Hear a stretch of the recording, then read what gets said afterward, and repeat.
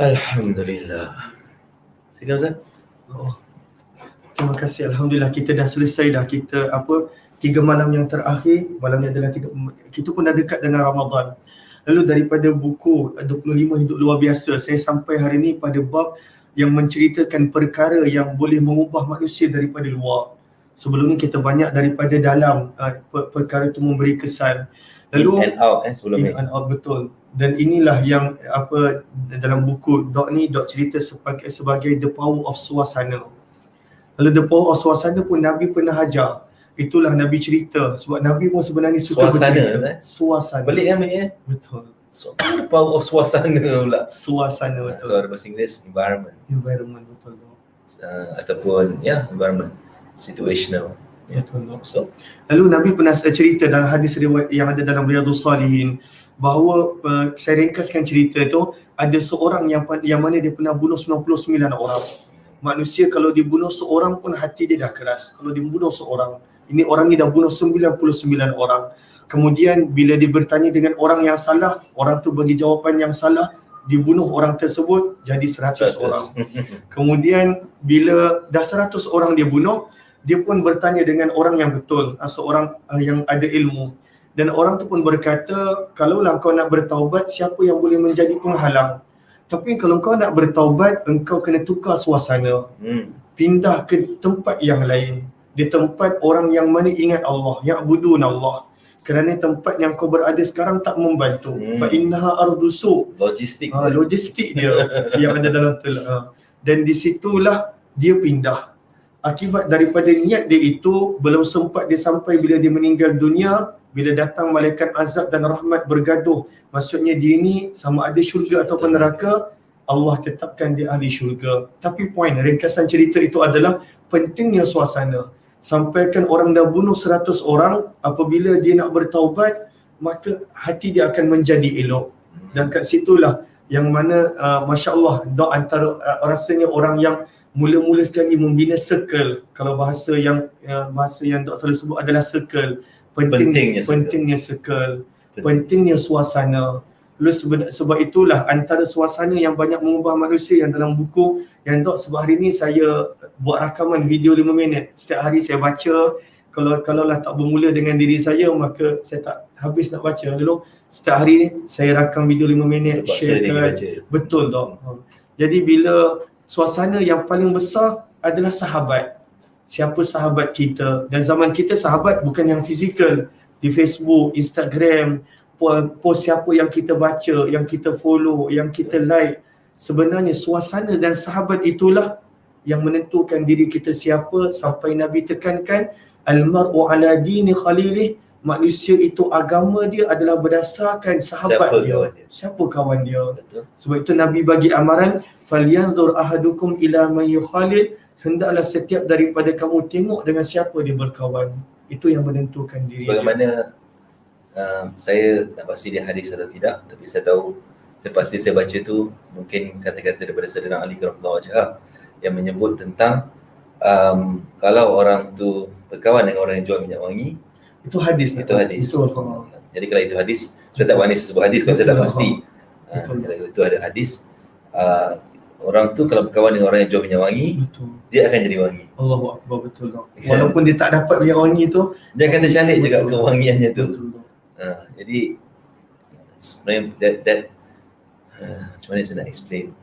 Ustaz dah terangkan key point dekat sini kan. Betul Dok. Macam maksudnya betul, nak luar biasa siapa suasana dan sahabat kita. Betul. Benda tu sangat mempengaruhi. Kalau saya boleh simpulkan fasa kehidupan saya. Of course segalanya datangnya daripada gerak Allah Subhanahu Wa Taala. Bila kita baca balik pada hari pertama, mungkin kita cerita pasal Al-Fatihah. Betul. Ustaz sebut tentang kita minta Allah berikanlah aku jalan yang lurus. Betul. Berikanlah aku ihdinas siratal mustaqim. Tunjukkanlah aku. Tunjukkanlah aku jalan yang lurus. Dan bagaimana Allah tunjukkan tu adalah siratal ladzina an'amta 'alaihim. Iaitu jalan-jalan orang yang kau kasihi, yang kau berikan nikmat. Jadi maksudnya kita nak dapat jalan yang lurus ni, Kita tak boleh cari jalan tu begitu kan? Tak boleh Kita sendiri. Jadi perlukan ada penunjuk, Betul. ada tanda, ada orang Betul. yang berjalan tu, yang boleh bawa kita jalan tu. Betul. So balik pada hari pertama tu, hari pertama kita mulakan, I think one of first early few days kita baca, kita sebut tentang Al-Fatihah ni. Jadi balik kepada keadaan tu, suasana tak? Betul, suasana. Kan? Kalau kita duduk dengan suasana yang orang-orang yang soleh, orang yang baik, kita mungkin keras mula-mula, tapi lama-lama kita jadi terikut. Kita akan terikut. Kita manusia ni, kalau kita faham konsep badan manusia ni, atau kalau kita faham struktur air, badan manusia ni banyak air, liquid, dalam bentuk darah air, dalam bentuk air level water dalam badan kita ni tak boleh terlampau tinggi, tak boleh rendah, right temperature, kalau kurang dehydrated. So kita ni adalah himpunan daripada antara kandungan dalam badan kita adalah air. Air ni adalah sangat sensitif, Ustaz. Air adalah satu bahan, air adalah sesuatu yang mudah dipengaruhi. So kajian pernah dibuat. Semua orang boleh buat kajian ni sendiri. You letak satu bekas air malam ni, letakkan di luar fridge, seperti ais, freezer, yang dalam dia tu ada ikan. Letakkan gelas ni di luar dia. Di atas bekas tu. Di atas tempat yang ada freezer yang ada ikan. Ikan kan berbau kan? Tapi kita tutup ni, letak atas dia. Dan cuba minum besok pagi. Ustaz rasa apa bau dia? Dia akan menangkap, memori air itu akan menangkap bau ikan. Walaupun dia dekat, janji, walaupun dia mungkin di dalam, tapi bau dia tu sedikit sebanyak akan kita boleh rasa dekat air tu. Sebab air ni, mungkin semua orang mungkin pernah baca, air ni mempunyai kemampuan untuk capture memory. Dia bahan is a molecule yang boleh capture memory of something. Dia boleh masuk memory ni adalah sel ni. Actually the whole thing adalah about cell. Sel kita boleh capture memory, air ni boleh capture memory. So kalau kita letak sebelah durian, dia akan merasa durian. Letak sebelah ikan, dia akan rasa ikan. So apa kat keliling dia ni, dia akan capture. Suasana sekeliling. Dia akan dipengaruhi. Of course dia boleh pengaruhi kalau dia cukup banyak. Ya. Dan dia cukup deras. Dia cukup kuat. Itu yang dalam Islam air dua kulah tu. Ya. Air dua kulah, exactly. Sebab bila air tu lebih, air tu tidak dipengaruhi. Betul. Malah dia boleh mempengaruhi. Betul. Tapi kalau air tu sedikit, dia dipengaruhi. Nampak? Dan Islam tak halus. Betul, halus, masya-Allah. Kan? Sebab air yang lebih, dia akan dia mempengaruhi. Air tu sikit, dia dipengaruhi. Dan kalau air tu bertenaga, kuat, dia boleh flush kan? Dia boleh cuci, dia boleh flush. Jadi kalau kita faham konsep mudah tu, pada diri manusia kan ada kandungan air yang tinggi. Jadi kita ni boleh dipengaruhi, kita juga boleh mungkin mempengaruhi. So ada orang cakap dengan saya kadang-kadang, kita cakap, kita adalah siapa yang kita kawan, kita boleh dipengaruhi. Kalau negatif kawan kita boleh dipengaruhi. Dan orang kata, kalau macam tu kita dah jadilah seseorang yang boleh mempengaruhi kawan kita. Well, subjektif. Kalau keliling kita ni 5 orang adalah energi ataupun negatif, kita adalah satu air yang kecil. Umpamakan kita ada 5 kolah air yang negatif, kotor, kita air yang sedikit, suci, yang bersih lah sangat. Masuk air ni dalam ni, 5 ni, umpama air lah kita cerita. Kita kat dalam, 5 air ni kotor, apa jadi kita? Tak mudahlah kita nak jadi bersih, kita jadilah suci dalam debu. Kita kena nyanyi, engkau bagai air yang jernih, kan? Di dalam bekas yang berdebu, kan? Zahirnya kotoran itu terlihat, kesucian terlindung juga. Itu kalau ni terlindung ke tak terlindung, dari pengaruhi dengan 5 negativity. Sebab kita pernah buat ujian tu, kita ambil 5 orang, 10 orang negatif kepada 1 orang. Orang tu akan carry beban negatif. Umpama senang macam ni, Ustaz. Pernah tak ada hari Ustaz pergi kerja ke, pergi mana ke, berhadapan dengan orang yang negatif, lepas habis dengar dia bercakap ke negativity ke semua, Ustaz keluar tu, Ustaz rasa penat? Ada tak? Pernah. Ya, penat? Pernah tak? Pergi macam kita pergi kerja hari yang stres, orang ni bercakap negatif, semua negatif ni. Kita ni asal positif ni. Tapi habis selesai tu kita balik tu penat gila. Sebab itu namanya kita ni boleh dipengaruhi. Sama ada secara mendengar ke, kita melihat ke, atau even duduk kat situ pun. Kita akan dipengaruhi. Umpama air tadi yang sedikit, dia pengaruhi keliling dia bawa durian lah dia. Jadi itu satu contoh. Jadi dia boleh pergi the other way around. Kalau semua keliling kita ni jenis positif, kan kita semua yang best, baik, positif, energetik. Kita ni tengah penat ni, kita tengah lemah ni. Agak apa jadi? Tak sempat nak lemah. Tak sempat nak lemah, kita pun macam excited. Kita nak macam baru nak cakap, aku dah tak jadi down. Terus up. Sebab environment. So bila buku ni ditulis dengan formula the power of suasana tu sebenarnya datang balik pada hidup saya. Saya melalui 3 fasa kehidupan, bukan banyak fasa, tapi 3 proses suasana. Suasana pertama saya down, saya negatif business, saya gagal 3 tahun pertama, 98, 99, 2000. Sebab apa? Satu, saya sendiri memang bodoh lah pada waktu tu. Yang tak kerti berniaga, nak curu berniaga, tak ada orang, tak ada rakyat semua, sombong. Pada waktu yang sama, keliling saya ni pun jenis tak kerti berniaga. Suasana tu. Bila saya tanya kawan-kawan yang tak berniaga ni kan, dia pergi kerja bank, bukanlah kata bank tu negatif, tapi dia adalah komplain dia tak hari. Aku kerja ni lah apa semua, dia komplain, dia banyak komplain. Seorang tu kerja bank, seorang lagi ni mungkin dia berniaga, tapi komplain juga hidup dia. Oh tak bagus lah, market teruk, masa tu market jatuh, ekonomi jatuh. Market teruk, orang tak membeli lah, ada orang meninggal lah, jatuh bangunan, macam tu lah. Dia negatif. Bila kita duduk dengan negatif ni Ustaz masa tu, otak kita semua pun akan macam, teruk lah. Terikut. Jadi bila kita berniaga ke, kita berurusan dengan orang, kita datang dengan persepsi yang negatif. Alah dia tak nak ni. Belum buat apa-apa dia dihukum lah. Sebab mungkin sarapan pagi tadi dekat makcik yang label ni, yang komplain dia tadi, dia terbawa lah hari tu suasana. Jadi dah lah tak reti berniaga, campur suasana yang teruk. Nasihat pula semua yang jenis yang tak berniaga, tak berapa sangat. Jadi kita pun terikut. Jadi hancur. Tu fasa pertama. Fasa kedua, masa saya dekat Cobra Advertising Company, environment dia adalah is possible. Boleh, kita pergi buat sales. Mesti boleh. Semua orang akan macam, ni buat sales ni Ustaz. Pergi door to door event, run campaign, masa tu TM, DG, Indonesia Campaign Project. Susah ni, tapi semua mula macam, mesti boleh, insyaAllah boleh. Kan? 5 tak boleh, jumpa 50 orang. 50 tak boleh, jumpa 100. Sampai jumpa. Jadi, positivity tu tinggi. Apa kita tak sempat nak down lah. Kita hari ni terbaik kan? Macam tu kan dia. Kita nak kata teruk. Hari ni terbaik kan? Kita tak sempat nak cerita teruk. Mulut tak sempat cerita orang tu negatif, orang tu tunjuk tangan, talk to my hand, tak sempat. Kalau kita pergi rumah orang ni tangan gini je. Kan? Macam kalau pergi ada kedai-kedai Cina tu ada kucing tangan dia macam ni je. Kan? Kita baru uncle macam ni, uncle. Tak mau. Kan? Kita buat macam streaming masa tu. Broadband ni project. So, tak sempat dah negatif. Down ni. Tak sempat, tak lama. Sebab keliling kita ni semua jenis high energy. Buat sale, saya semua kena energy tinggi. Jadi itu environment kedua yang start berubah. Saya start faham suasana. Jadi kita kena pilih sekarang. Kita nak duduk, ada juga yang negatif. Kalau kita duduk dengan negatif, dia akan kat satu corner. Biasa orang negatif satu corner Ustaz. Corner kat tempat tak ada orang lain, di satu corner dia buat puak dia, kumpulan dia. Dia akan duduk, saya dulu masa tu duduk isap rokok. Dekat tepi tangga. Dia ada pintu exit bomber kan. Dia ada ruang isap rokok. Saya join situ. Kita dengar ada punya negatif ni. Saya isap rokok dulu tuan-tuan.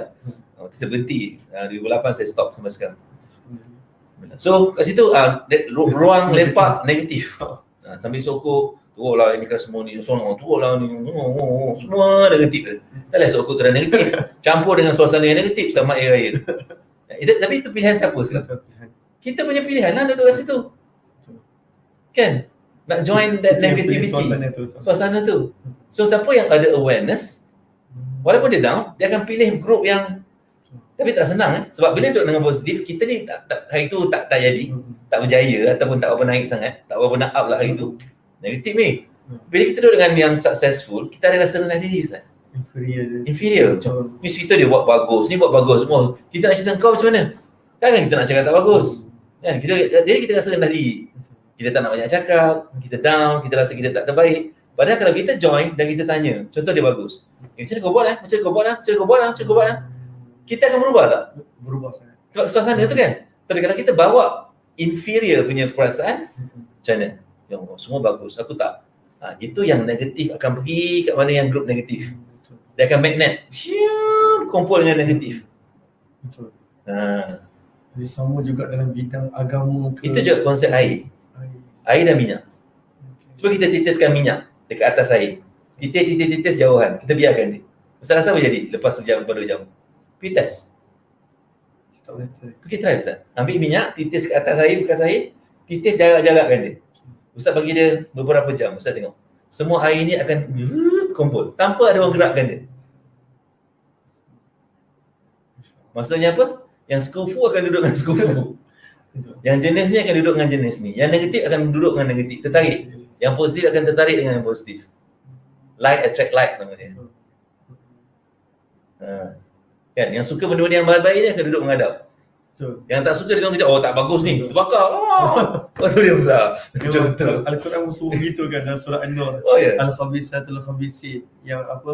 Yang tak baik akan bersama dengan yang tak baik. Tapi itu daripada sudut perkahwinan. Tapi kita ada pilihan. Betul sentiasa. Kita ada choice. That's datangnya the power of choice. Allah bagi kita pilihan. Namanya orang kata Allah dah takdir. Minta maaf kan, kita kena bincang topik ni besok pasal takdir. Masa tak cukup kan?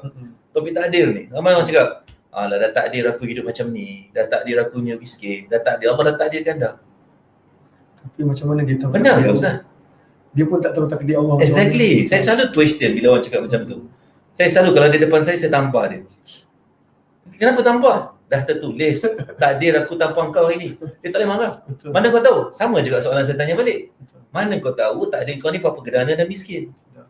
Kan? Tak ada siapa tahu. Tak ada siapa tahu. Betul. Saya percaya di level manusia, takdir kita tu berlaku bila kita buat keputusan. Apa keputusan kita sekarang? Lepas kita dah buat keputusan, dah buat, apa yang datang tu lah takdir kita. Betul. Contoh sekarang kita decide, dengan izin Allah, kita tak nak makan. Betul-betul tak makan ni. Kejap lagi kita dah buat keputusan, dah malam ni kita tak makan. Dah jadi takdir tak? Dah takdir lah. Betul. Sebab dah berlaku. Betul. Sebab kita pilih untuk tidak. Betul. Tapi kalau kita pilih, contoh orang rajin dengan malas, kan? Kita rajin, kita buat keputusan. Of course, kita jangan cerita hakikat Allah gerakkan. Of course, itu pasti. Tidak ada satu benda bukan Allah punya gerak. Tapi kita nak cerita sebagai level manusia, biasa, keputusan kita tu boleh menjadi takdir kita. Ada orang komen semalam, siapa yang berceramah ni? Ustaz yang berceramah, saya yang berceramah. Ini bukan ceramah. Ni saya cerita, ni tentang apa yang saya, apa buku yang ditulis ni. Mana datang buku ni? Mana datang dia punya idea dia punya formula ni? Sebab datang daripada pengalaman hidup apa yang berlaku kat saya tu, menyebabkan saya fikir, ini formula ni. Bila saya test, betul. Sebab tu bila dalam formula kita, dalam kita nak bantu orang ubah hidup, dalam program-program kita ke apa, kita sangat jaga suasana. Betul. Circle tu siapa? Kita sangat jaga. Macam group kita ada title, kita aspire. Kita cuba nak kawal suasana ni. Kita nak make sure energy, kalau ada satu dua yang tak apa bagi positivity, kita perhati. Betul. Sebab adakah dia akan merosakkan orang lain. Betul. Tapi kalau terlalu positif, yang tak bagus ni akan keluar atau dia berubah. Betul. Dia tak boleh handle. Bangun iblis, bakar, tak boleh handle. Kan? Jadi suasana ni penting. Kita kena pilih suasana, kita kena pilih anak kita, siapa suasana yang dia ada, kat mana dia belajar, siapa kawan dia, semua ni kita boleh buat satu keputusan. Allah. Saya mungkin macam tu. Lagi-lagi pada bulan Ramadan ni macam banyak orang kata dah tak ada suasana masjid, dah tak ada suasana ibadah. Kenapa dia tak bina suasana mensuasanakan dekat rumah? Sama ada mula dengan berjemaah solat, berjemaah berbuka puasa, berjemaah baca satu hadis. Betul. Sebenarnya suasana tu pilihan dia. Betul. Dia boleh buat. Betul. Terbaik. Betul. Kita sebenarnya boleh mempengaruhi suasana. Betul. Kan? Kita boleh hidupkan. Kan? Kita hidupkan suasana. Kan? Kita hidupkan dia. Kita boleh mematikan suasana tersebut. Jadi saya fikir kita boleh mempengaruhi atau dipengaruhi. Betul. Dan itu pilihan kita. Pilihan kita. Tindakan tu adalah tindakan kita. Kita boleh pilih nak duduk dengan siapa. Betul. Kan? Nak grup ni atau grup ni. Kan? Jenis macam ni atau jenis macam ni. Sekali kita dah terduduk dekat grup yang negatif, susah nak keluar Zat. Nak keluar balik susah. Dia perlukan kekuatan yang besar. Sebab kita mula-mula kita tak selesa. Tapi lama-lama kita punya sel semua, badan kita ni akan adapt dan jadi. Dan kita pun dah tak rasa sangat. Orang kalau dah biasa dengan positif Zat, dia tak boleh handle duduk dengan negatif. Orang yang negatif pun tak boleh handle dengan positif. Positif sangat dia ni. Unless dia sendiri benarkan diri dia untuk experience it. InsyaAllah slow-slow dia akan berubah. Lepas tu saya ada ramai orang datang kelas macam apa hidup ke negatif, skeptikal mula-mula. Masuk kelas pagi-pagi, apa benda ni lah, tutang dia komplain. Kan? No zikir komplain dia. Kejap lagi masuk tengah hari, petang sikit ke dia pula join. Dia pula join jadi macam excited kan. Masuk hari kedua dia lagi pula excited. Masuk hari kita lagi dia dahsyat. Sebab apa? Sebab suasana. Dan suasana tu sebenarnya tak ada kat luar. And high energy tu. Pelik high energy tu. Tak dapat high energy. Suasana di luar banyaknya adalah negatif. Semua teruk. Hari ni kiamat dah. Bukan kita tak kata this not akhir zaman atau tidak kiamat, tapi melihat semua perspektif yang negatif. COVID semua akan meninggal, memang semua akan meninggal, of course. Kan? Tapi terlampau negatif. Dan dia akan effect sel dia, badan dia, kehidupan dia, energi dia. InsyaAllah. Terima kasih banyak Dok. Terima kasih banyak, Ustaz. Sangat penting jaga suasana insyaAllah. Ustaz baca buku, korang tak baca. Okeylah, terima kasih banyak Ustaz. Terima kasih banyak. Dan saya pas balik pada Tuan Hafiz. Wabillahi taufiq wal hidayah. Assalamualaikum warahmatullahi taala wabarakatuh.